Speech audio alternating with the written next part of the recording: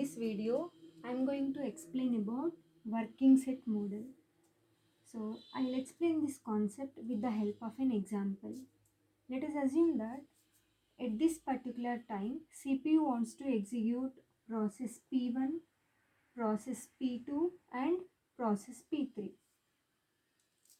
And these are the page reference strings for process P1, and this is the page reference string for process P2, and this is the page reference string for process P3. That means in order to execute process P1, CPU has to execute page number 2 first, then it has to execute page number 6, then page number 15, then page number 7. CPU has to execute the pages in this order if it wants to execute P1. And if CPU wants to execute process P2, then it has to execute instructions of page number 8 first, then it has to execute instructions of page number 9, then it has to execute instructions of page number 8, 6, 8, 8, 8, like that. Okay, so now this is the process P3 and this is the reference string of process P3. That means if CPU wants to execute process P3, first it has to execute page 7, then it has to execute page 6, then it has to execute page 6 and so on. So these are called the page reference strings of process P1, process P2 and process P3. In the working set model, what we should do is, let us assume that at this particular time, let us assume that T1 is the time. So what is the time now? Time is T1. Let us assume that 10 o'clock. Now time is 10 o'clock. Okay. So at this particular time, what we should do is, we should observe the recent pages. These are the recent pages in the past. Okay. That means these are the requests for the pages. Now CPU wants to execute 2, 3, 1, 5, 7, 7, 7, 7, 5, 1. Okay. So at this particular time, we should observe previous pages or recent pages. We should observe the recent page references. If you observe recent page references, what are the page numbers? Here we have page number 1, 2, 5, 6, 7. Okay, these are the page numbers, right?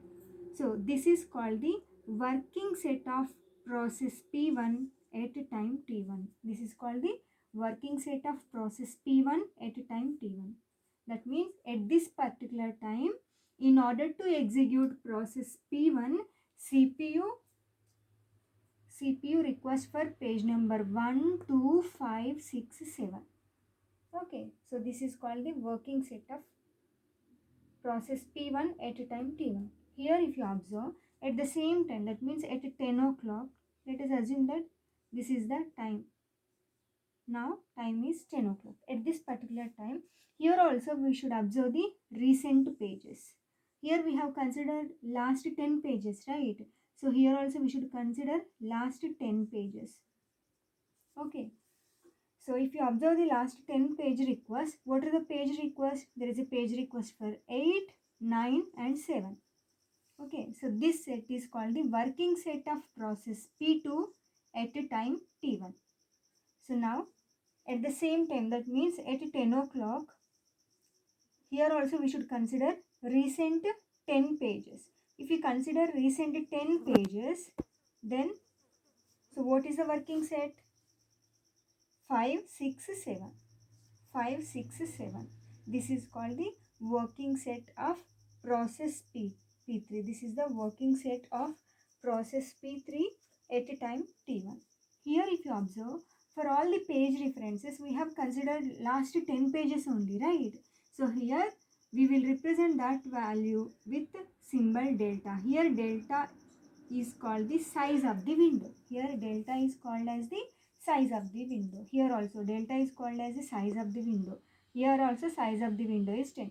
If you want, we can change the size of the window. You can choose delta as a 15 or we can choose delta as 8. So according to our requirement, we can choose the delta value. So we can choose any number as the delta value. So that is called the size of the window. Here delta value represents the size of the window. Here window size is 10. Here Here also window size is 10. Here also window size is 10. Okay. So this is the working set of T1 contains this set, working set of T2 and working set of T1.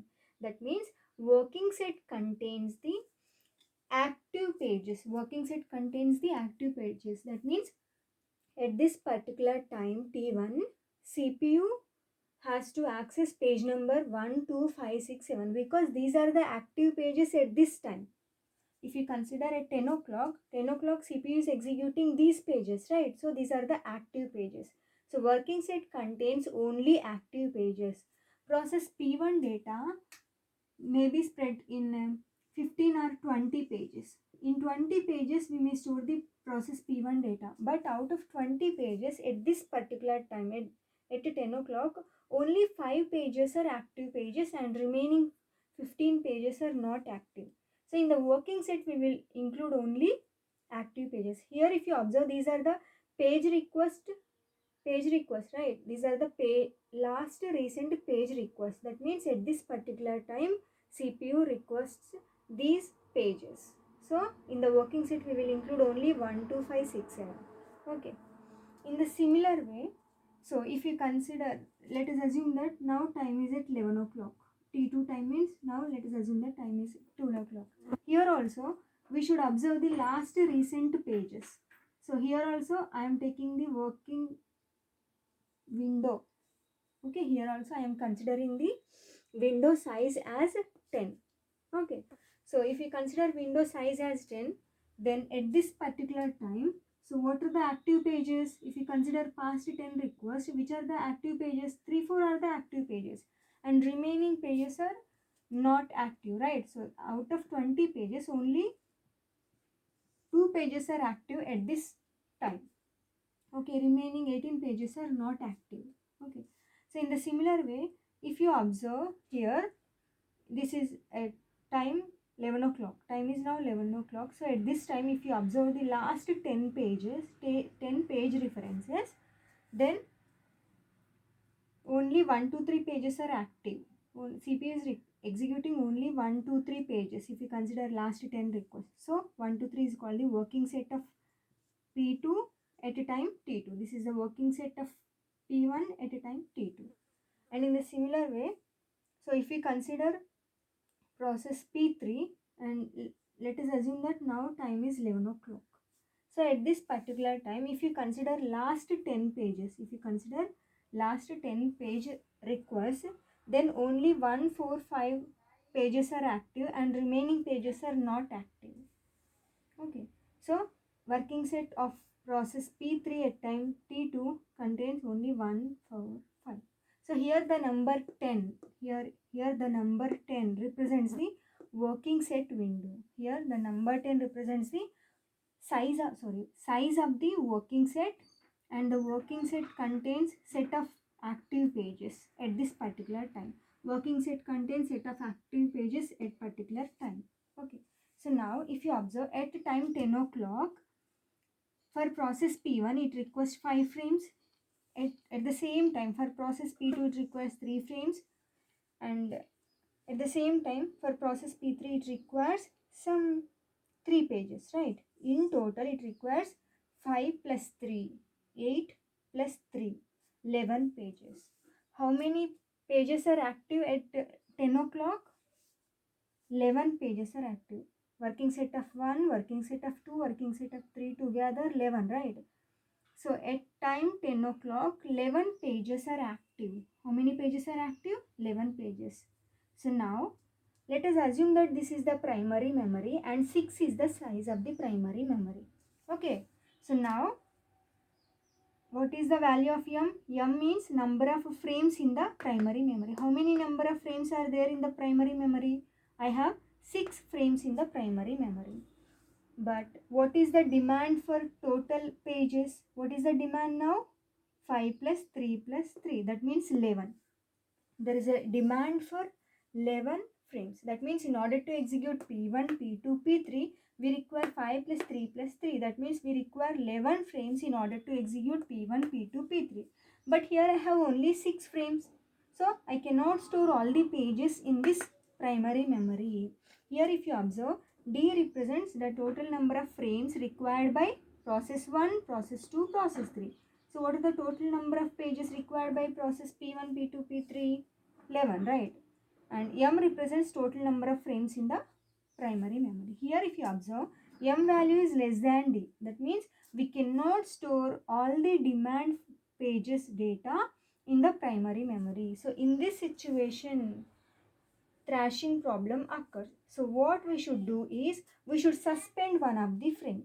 Here I am suspending the process P3. If I suspend process P3, so what are the demand for the pages now? 5 plus 3 only. 5 plus 3 means 8, right? 5 plus 3 means 8. So let us assume that primary memory size is 8.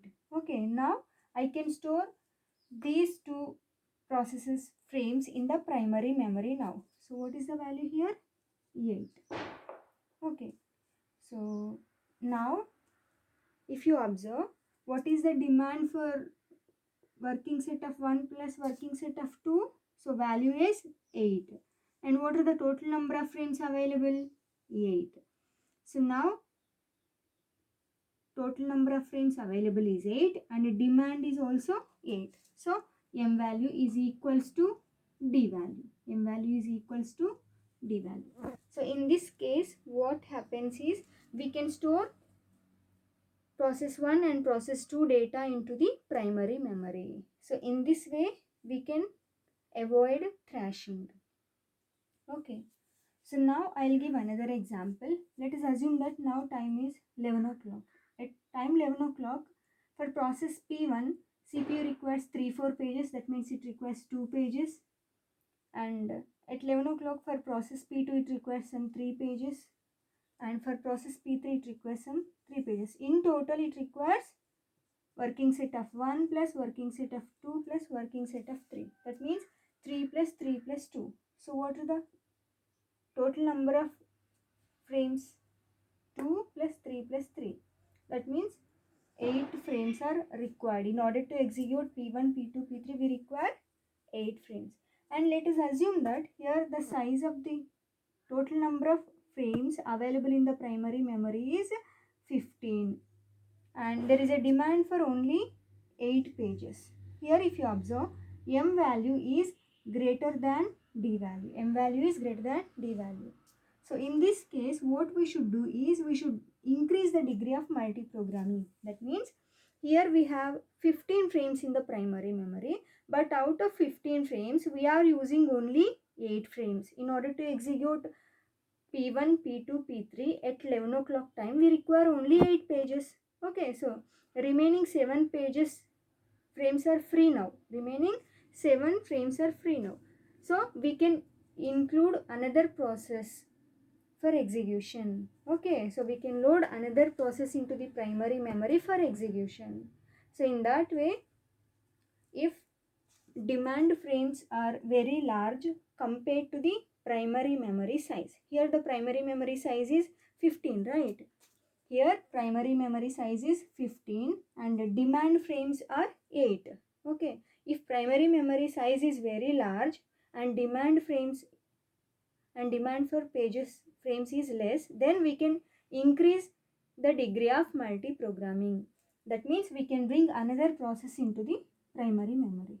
But if the demand for pages is 15 and the number of frames available are 5, then what we should do, we cannot load all the demand frames into the primary memory, right? In that case, what we should do is, we should decrease the multiprogramming. Otherwise, we will get thrashing problem. So these are the important points you should remember in the working set model.